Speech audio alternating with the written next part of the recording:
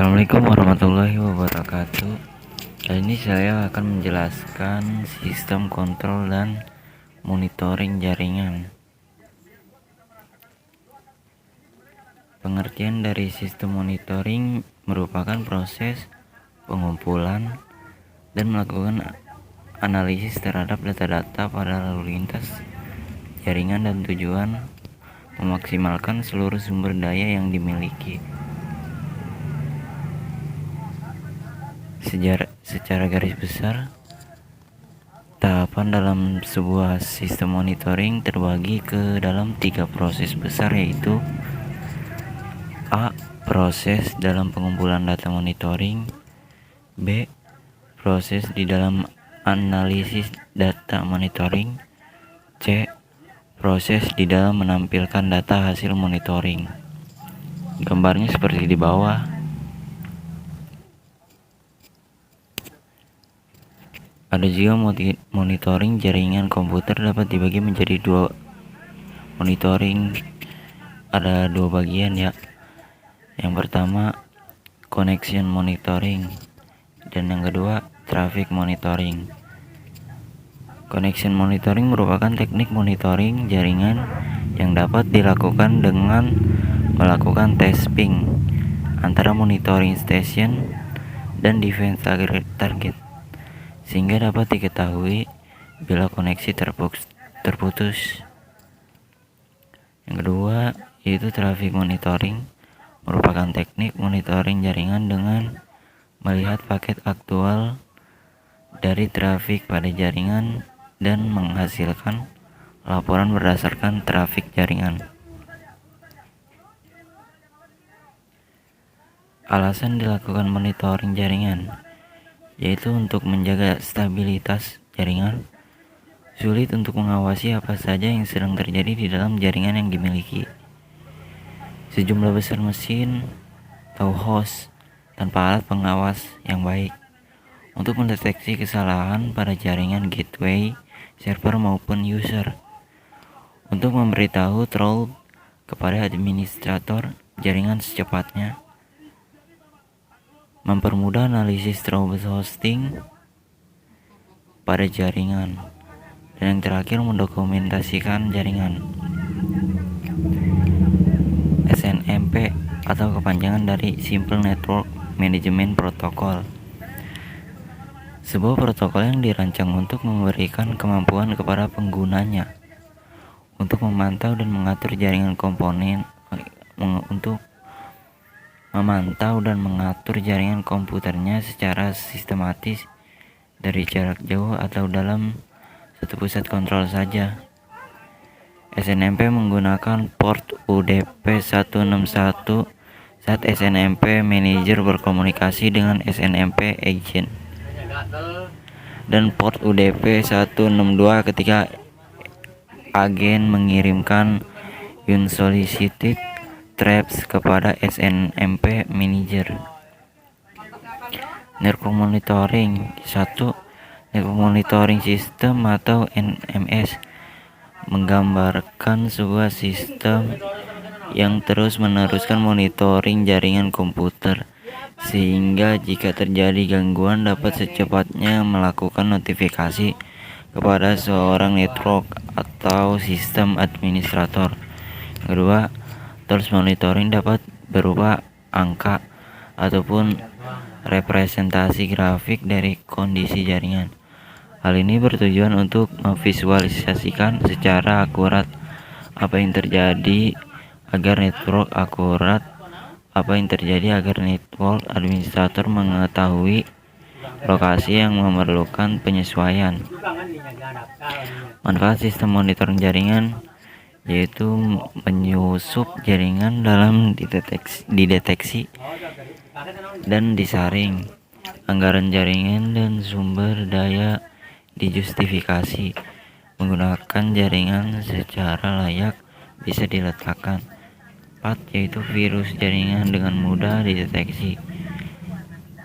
5. Kinerja jaringan bisa sangat dioptimasi. 6. Troubleshooting jaringan sangat disederhanakan. Yang terakhir, perencanaan kapasitas lebih mudah. Contoh aplikasi monitoring jaringan ada misal Crowd Network Monitor, Negios, Keti, Coletit, Pandora FMS, Sinoscore, Dedu, Civix, dan Munin. Linux System Monitoring Tools. Monitoring jaringan dapat dilakukan dengan mudah menggunakan tool atau perangkat lunak lainnya yang dapat melakukan monitoring jaringan secara otomatis. Ada beberapa perintah dasar Linux yang dapat digunakan untuk monitoring jaringan, seperti top, vimstat, w, iptref, tcp dump. Perintah tersebut bermanfaat untuk mencari bottlenecks, CPU dan memori bottlenecks, dan network bottlenecks.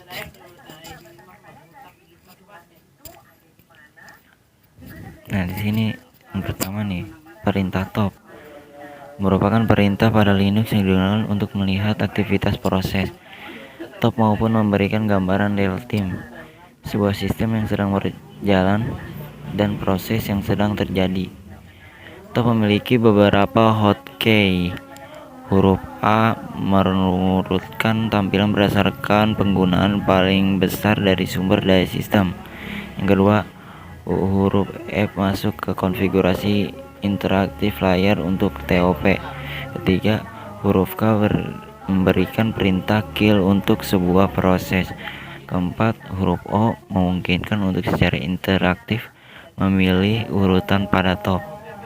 Yang kelima, huruf M menampilkan informasi memori off dan on.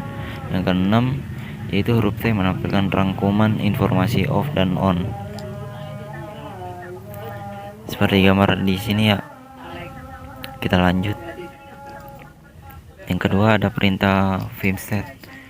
Digunakan untuk mengetahui bagian aktivitas sistem dan informasi perangkat keras. Informasi yang ditampilkan vimstat adalah proses memori, paging, blok, I/O, dan aktivitas CPU. Penjelasan masing-masing bagian perintah vimstat yaitu proses menunjukkan proses yang sedang dikerjakan. Terdapat 3 status, yaitu waiting for routine atau R, atau uninterrupted sleep atau W, dan sweep it off yang W atau W. Yang W, memori untuk mendeteksi adanya kesalahan yang ditimbulkan oleh manajemen memori. Yang C, paging, suatu metode yang mengizinkan alamat logika proses untuk dipetakan ke alamat fisik memori yang tidak berurutan, yaitu sebagai solusi dari masalah fragmentasi eksternal. Metode dasar dari paging adalah dengan memecah memori fisik menjadi blok-blok yang berukuran tertentu atau ngeframe, dan memecah memori logika menjadi blok-blok yang berukuran sama pack atau pack. Yang D, blok I/O, itu merupakan kernel yang menangani operasi input atau output. Yang E, yaitu aktivitas CPU, dapat diketahui dari 3 kolom terakhir yang terdiri dari tugas-tugas user, seperti gambar berikut.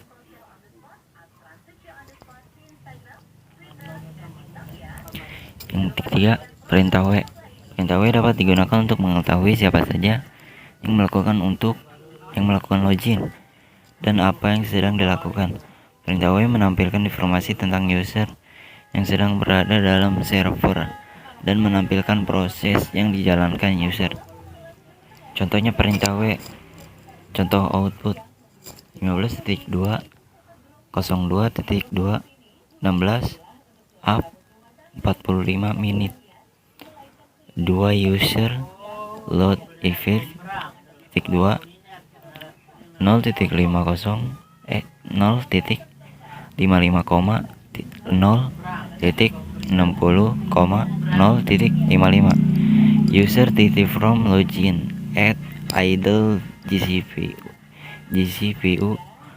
PCPU wait brain 7 14.0,